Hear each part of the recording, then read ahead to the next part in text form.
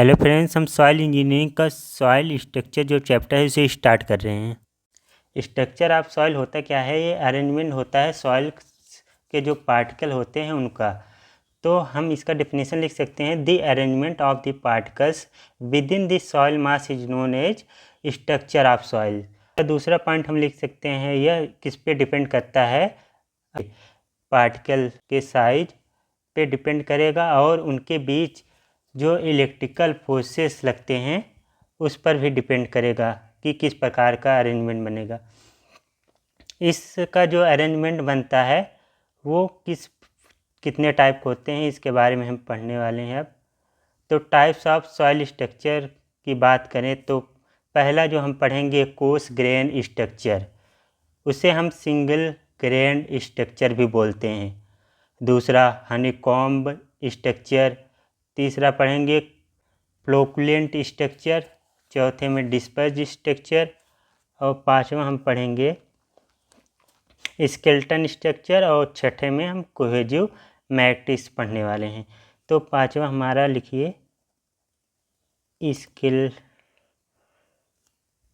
Skeleton structure और छठा हम पढ़ने वाले हैं कोहेजिव स्ट्रक्चर। इसको डिटेल में 1 बाय 1 पढ़ेंगे।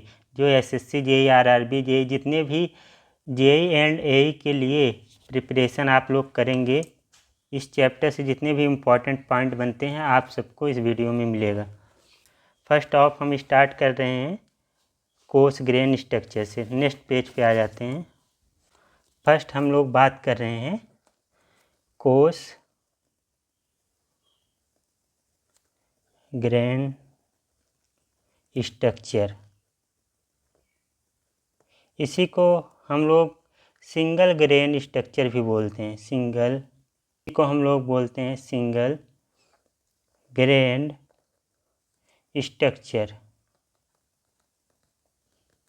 तो किस प्रकार की सॉइल पार्टिकल को हम कोर्स ग्रेन स्ट्रक्चर या सिंगल ग्रेन स्ट्रक्चर बोलते हैं? देखिए, अगर जो हमारे पार्टिकल का साइज 20 माइक्रोन से बड़ा होगा तब हम उसे सिंगल ग्रेन स्ट्रक्चर बोलते हैं। ये 1 माइक्रोन बराबर कितना होता है? 1 माइक्रोन बराबर होता है 10⁻³ mm, या हम बोल सकते हैं 1 mm is equal to 10⁻³ micron. तो 20 माइक्रोन को आप mm में क्या बोल सकते हैं? ये भी इम्पॉर्टेंट पॉइंट होता है, कभी कभी mm में पूछ लेगा तो क्या करेंगे। तो इसे mm में हम क्या बोल सकते हैं? जब हमारा पार्टिकल का साइज 0.0 क्या हो जाएगा 2 mm से बड़ा होगा तो उसे हम सिंगल ग्रेन स्ट्रक्चर बोलेंगे या कोर्स ग्रेन स्ट्रक्चर बोलेंगे।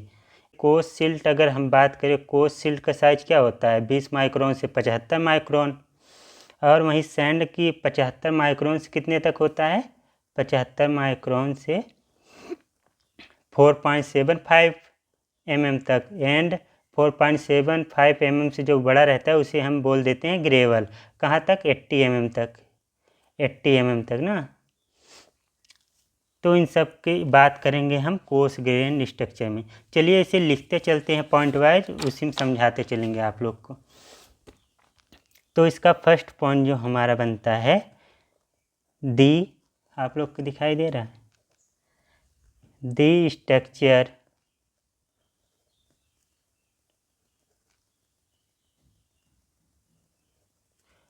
is formed when particle size are greater than 20 micron, या आप इसे बोल सकते हैं 0.02 mm। सेकेंड पॉइंट हम लिखेंगे, इसका एग्जाम्पल देख लें तो एग्जाम्पल में हम बोल सकते हैं कोर्स सिल्ट। कोर्स सिल्ट क्या होता है? कोर्स सिल्ट का साइज आप लोग याद रखिएगा कोशिल्ट का साइज 20 माइक्रोन से लेकर 75 माइक्रोन के बीच होगा। वहीं सैंड की बात करें, सैंड का साइज आप लोग को पता ही होगा क्या रहता है, 4.75 mm से, पहले माइक्रोन लिख देते हैं, रुको, यहाँ आप लिखिए 75 माइक्रोन से 4.75 mm तक। एंड वहीं ग्रेवल साइज याद रखिएगा, ग्रेवल का होता है 4.75 mm से 80 mm। आप लोग साथ में लिखते चलिएगा। तीसरा पॉइंट यहाँ से बनता है, अगर स्ट्रक्चर का पार्टिकल साइज बड़ा होगा तो वो ग्रेविटेशनल फोर्स उस पर एक्ट करेगा।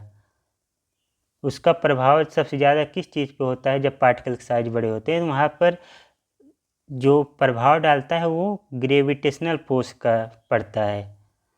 वहाँ पर इतना इलेक्ट्रिकल फोर्स नहीं आते। जितने भी छोटे पार्टिकल रहेंगे, जितना पार्टिकल का साइज छोटा होता जाएगा, जितने भी पार्टिकल का साइज छोटा होता जाएगा, वहाँ पर इलेक्ट्रिकल फोर्सेस एक्ट करने लगते हैं। अगर पार्टिकल के साइज बड़े बड़े हैं तो वहाँ पर ग्रेविटेशनल फोर्सेस एक्ट करते हैं। ये आप लोग याद रखिएगा।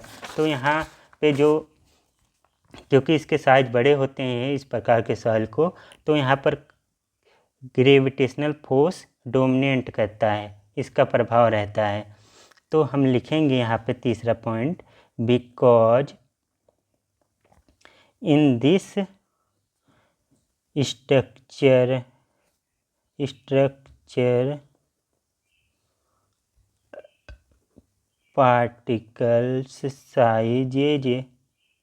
particle sizes are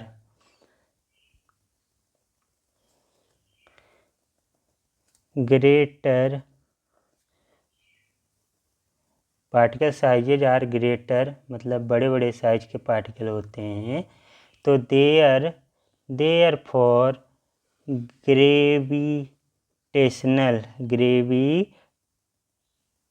gravitational forces will be more dominant मतलब प्रभाव। तो यहाँ पर सबसे ज़्यादा प्रभाव किसका रहेगा, ग्रेविटेशनल फोर्स का। किससे, इसके कंपेयर में इलेक्ट्रिकल फोर्सेस से ज़्यादा यहाँ पर ग्रेविटेशनल फोर्सेस एक्ट करेगा।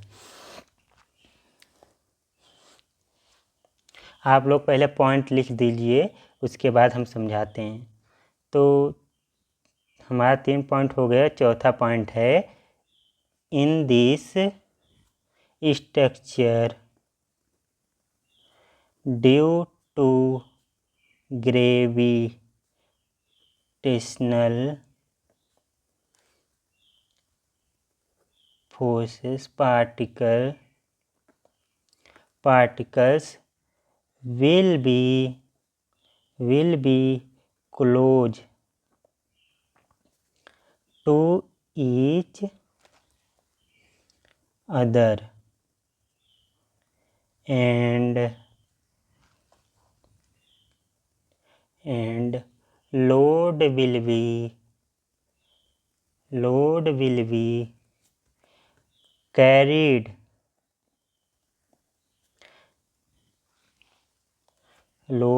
be carried by particle to particle contact।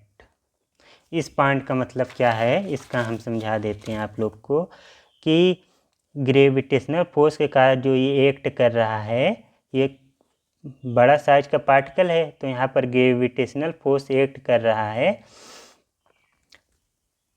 तो इसमें क्या होगा, जो इसके ऊपर का पार्टिकल रहेगा आसपास के, ये सब भी नीचे की तरफ फोर्स को एक्ट करेंगे। तो वही इसमें कह रहा है कि ग्रेविटेशनल जो ड्यू टू ग्रेविटेशन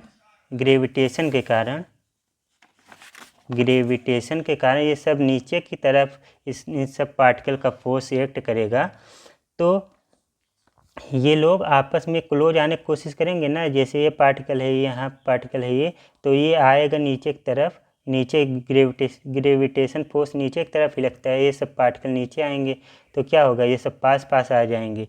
वही कह रहा है कि एक साथ क्लोज पास पास आ जाते हैं और ये सब लोड कैरी कर सकते हैं ना। यहाँ पर लोड लगाओगे आप सब तो कैरी करेंगे ड्यू टू पार्टिकल कांटेक्ट। देखो यहाँ से पार्टिकल कांटेक्ट बन जाता है, वही लिखा है in the structure due to gravitation particles will be close to each other and load will be carried by particle to particle contact। इसका हम 5वां पॉइंट इसमें लिखेंगे, जब इसमें पार्टिकल टू पार्टिकल कांटेक्ट बन रहा है तो लोड बेयरिंग कैपेसिटी क्या होगी, लोड बियर करने की क्षमता क्या होगा, ज़्यादा होगा कम। तो यहाँ पे हम देखते हैं ज़्यादा होगा, तो यहाँ पॉइंट लिखिए therefore particle to particle contact हो रहा है तो पास पास आ जा रहे हैं, तो यहाँ पे लोड बेयरिंग कैपेसिटी ज़्यादा होती है। तो therefore load bearing capacity will be more. तो यहाँ पे लोड बेयरिंग कैपेसिटी जो होगी वो ज़्यादा होगी।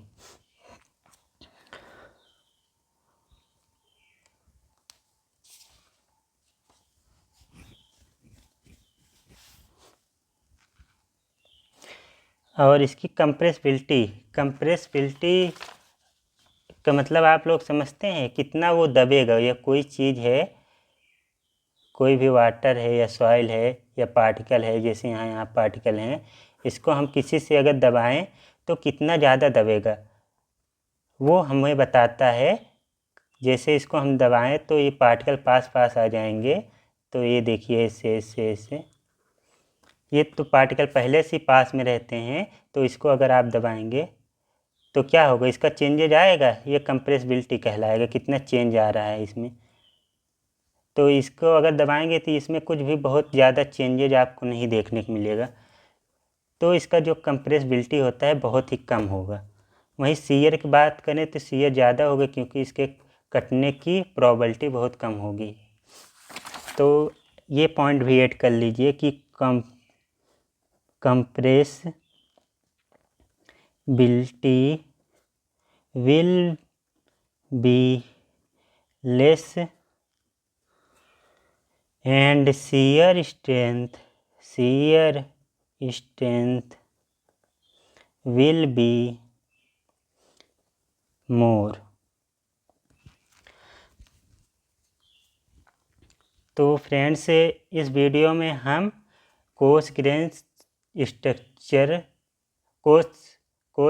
Structure and single grain structure की बात किए हैं। आपको नेक्स्ट वीडियो में हम इसके